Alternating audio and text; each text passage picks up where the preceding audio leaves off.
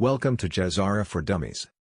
It is May 13, 2025. Let's look at today's news from Professor William Liebenberg, prepared by Martin Stein. Please like, share and subscribe. Join our Telegram group in the comments below. Thank you. Let's go. The GESARA Law. Before we start, let's watch this clip. Women don't rape themselves, as far as I understand. Somebody's doing the raping. But we're currently in the middle of a national crime wave. 29 million illegals in the past 4 years is 29 million felonies. Certain parties have benefited from these crimes from a financial standpoint, which means we have grounds for the largest RICO case in American history. RICO case. That's what it's called. There is a criminal organization working within our government as well as the private sector that makes the RICO pursuits against the mob look like child's play. I've got 2 words for anyone who's been mucking up the country on purpose. Death penalty. RICO stands for Racketeer Influenced and Corrupt Organizations Act.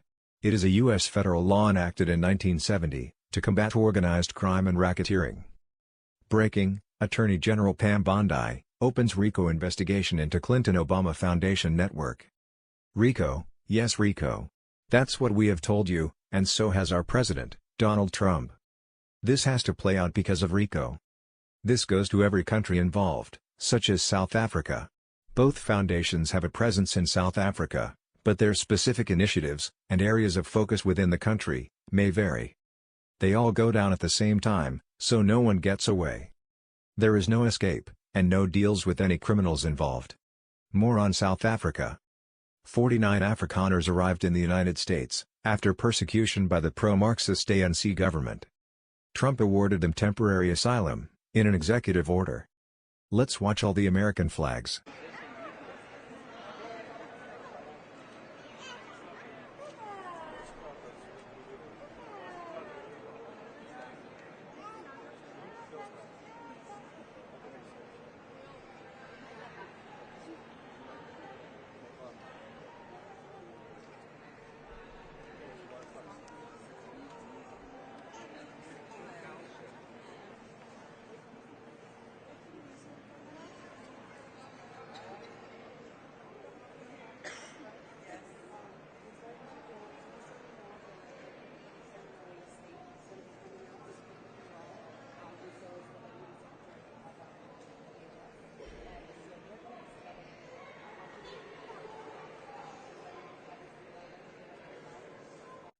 The first 49 white South Africans, classified as victims of racial discrimination, were granted U.S. refugee status, relocate to America today. A notable portion is reportedly settling in red states, including Idaho and Alabama. South Africa denies the existence of systemic persecution, claiming President Trump lies. Let's watch this clip.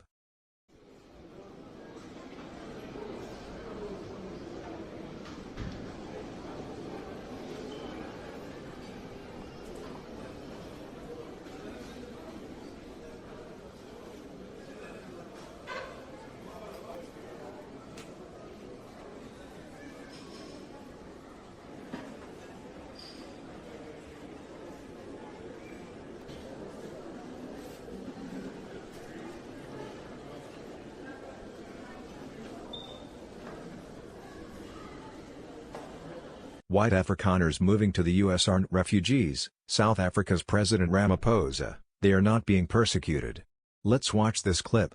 I'm concerned because those people who are being enticed to go to the United States do not fit the definition of a refugee. A refugee is someone who has to leave their country out of fear of political persecution, religious persecution, or economic persecution. And that's what the United States says they're undergoing in South Africa. That's why they've opened the door for them. Yes, and they don't fit that bill. They don't fit that description.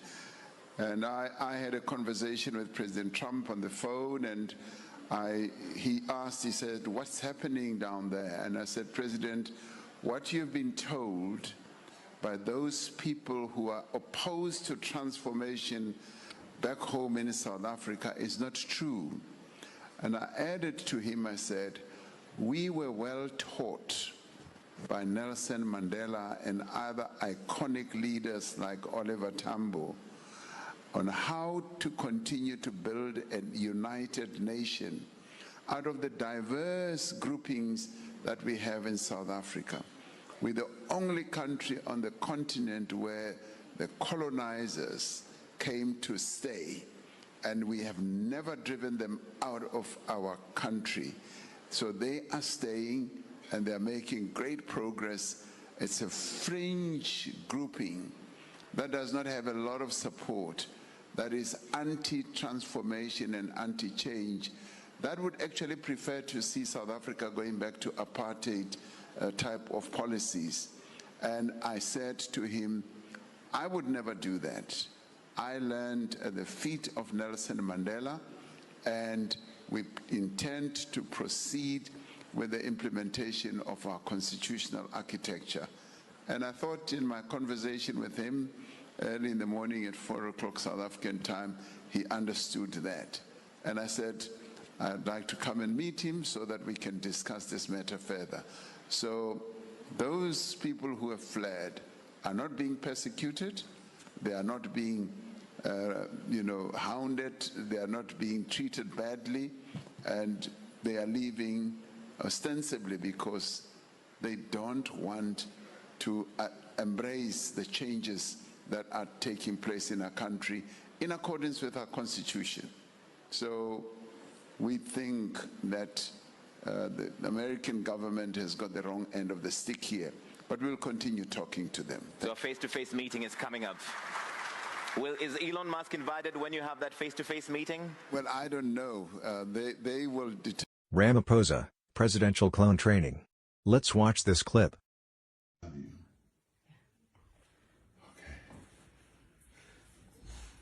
It's a lot of people, you can say, I love you all. I love you all. President Cyril Ramaphosa disappears. He has not been seen in Parliament, or at any official engagements for several days, sparking a wave of confusion, concern, and political finger-pointing. The silence from the presidency has left the ruling African National Congress, ANC, in a state of disbelief, with insiders describing the president's prolonged absence as unprecedented and deeply destabilizing. The void has been quickly filled with what ANC members of parliament have dubbed the disappearance dance, a satirical but increasingly anxious term referring to Ramaphosa's sudden and unexplained political vanishing act. This is not just a scheduling issue. The president has not attended multiple high-level engagements, including a planned address to the National Assembly, a Security Council update, and urgent meetings on Eskom's worsening grid instability, said a senior ANC figure, who requested anonymity. We are in the dark, and it's breeding chaos. If he's ill, say so. If it's political strategy, it's reckless. Opposition parties wasted no time in criticizing the president's absence. The Democratic Alliance, DEA, has demanded an emergency parliamentary inquiry into the whereabouts and well-being of the head of state, citing transparency and constitutional duty. President Ramaphosa is not a private citizen. He is the sitting president of the Republic of South Africa. Disappearing for nearly a week, without explanation, is not only irresponsible, it is a breach of the trust placed in him by the public, said DA Chief Whip Siviwe Gwarube, in a fiery press briefing. Q Military Intelligence Post 749. Controlling the crops, controlling the people, sheep, might be reaching, but throwing it out there.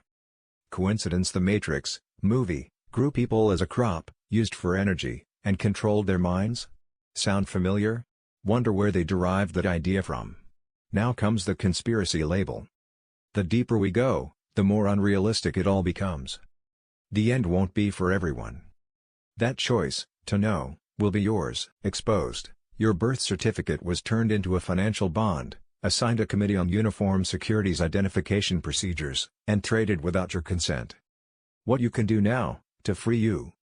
Your birth certificate isn't a record of life, it's a financial asset.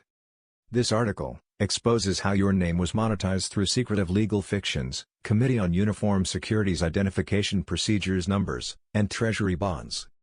You were born free, But they sold you into a corporate system, and reclaimed your status in a system built to own you. This is the GESARA money, that must legally be returned to you. Banks in the economy. President Trump says, "We have achieved a total reset with China. The alliance are finalizing things."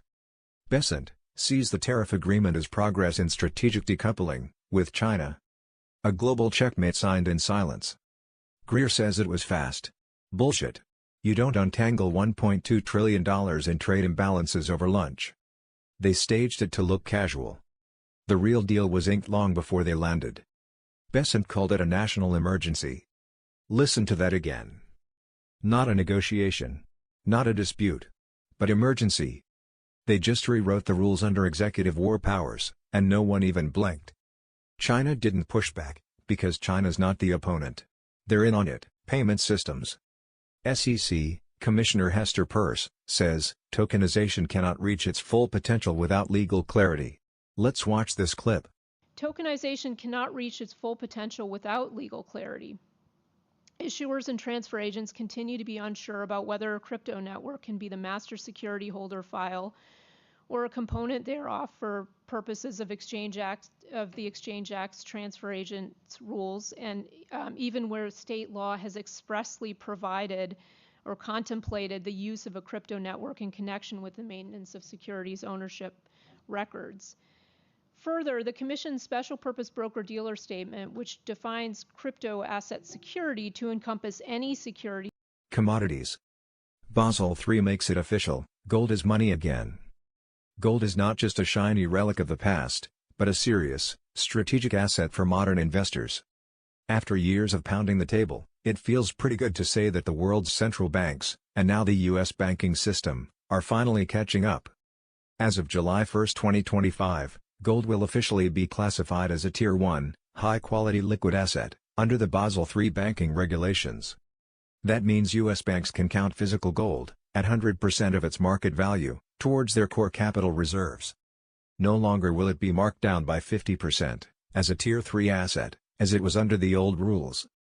Cryptocurrencies regulations are the epicenter of everything. July 22 deadline, and then to be signed into law. That sums up your Tuesday news. Thank you for watching. See you tomorrow.